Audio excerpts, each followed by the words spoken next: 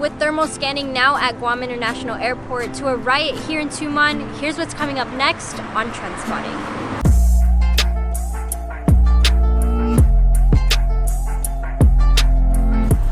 Hop it everyone, I'm Cami Aguirola and welcome back to another episode of TrendSpotting. Here are the topics that had you talking this week.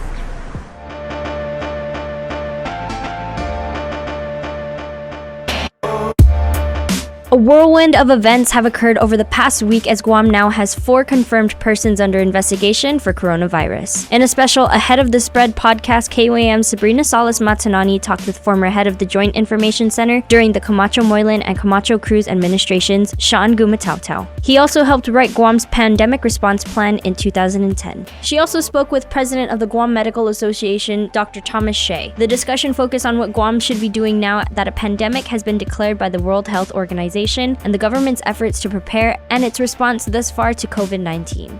But I think towards the end there, short of declaring martial law, I think a better answer would probably be said that, hey, we should work together with the community clinics rather than saying we're going to take over all the clinics or your property, etc. Those kind of stuff doesn't really work. And especially with Gov Guam, if they really want the community to work together, we need to make sure that we ensure that we have a collaboration rather than one-way street. Adelup has issued the following statement. Early Wednesday evening, the Guam Department of Public Health announced that out of an abundance of caution, 2 individuals were being tested for COVID-19. On Thursday, results issued by DPHSS Guam Public Health Lab in Tumon indicated that both returned negative for COVID-19. DPHSS was notified of 2 additional cases which presented March 12, 2020. These tests will also be administered by the DPHSS local lab.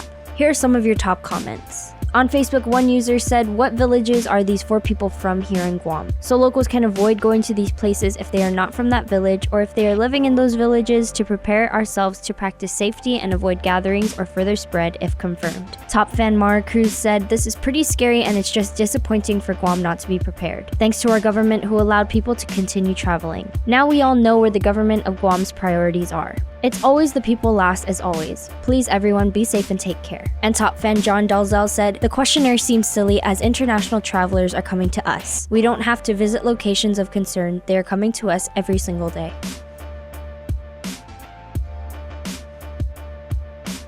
100% thermal screening of all arriving and departing passengers has now been launched. The airport has set up shooting stations as well as secondary screening areas in case there's a need for further evaluations. 4 thermal cameras have been deployed, operated by public health certified nurse assistants to screen arrivals as they enter the customs area, and for departing passengers here in the terminal lobby as they head upstairs to the TSA screening checkpoint. To be clear, says Airport Deputy Executive Manager John Kanata, the scanners do not detect the coronavirus. They are there to detect individual temperatures.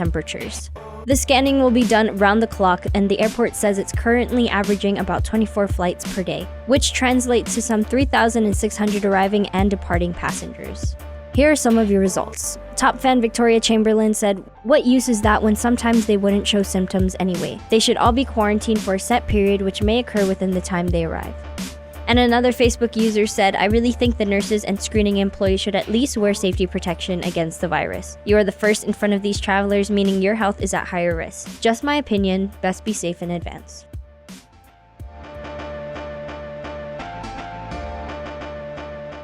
The Guam Police Department and local military officials investigate a riot that broke out early Sunday morning in the heart of Guam's tourism district. In a video capturing the commotion, a voice can be heard uttering, "Why do you guys hate each other? Stop hating each other."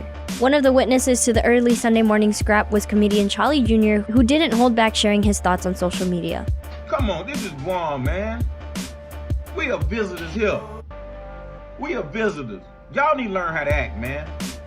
Yeah, they know y'all military." The incident isn't a laughing matter. Police spokesperson Sergeant Paul Tapau says the riot is under investigation, adding that by the time police arrived, everyone was gone. Joint Region Mariana spokesperson Lieutenant Commander Rick Moore says JRM and Naval Criminal Investigation Services are looking into allegations those involved in the fight were active duty service members, adding, "Disorderly behavior is not consistent with DoD values or standards of conduct and is not representative of majority of service members who conduct themselves appropriately while on liberty," he said. DoD command leadership continues to reinforce the importance of behavior on liberty and the standards of conduct all service members are expected to maintain both on and off duty. Commander Task Force 70 spokesperson Lieutenant Commander Sean Brophy says a curfew is currently in place for Carrier Air Wing 5 personnel. Brophy said the directive is limited to a 9 p.m. weekday curfew and 11:59 p.m. weekend curfew while in Guam for warfighting training exercises and operations. Here are some of your comments. Tyrone Phillips said, "Well said, sir. Respect the land on which you're visiting. Sincerely, the locals." Top fan Sherelle Jensen said, "Can't wait for the Marines to show up." And Jim Carter said, "They say everyone was gone by the time the police got there and the police station is right down the street.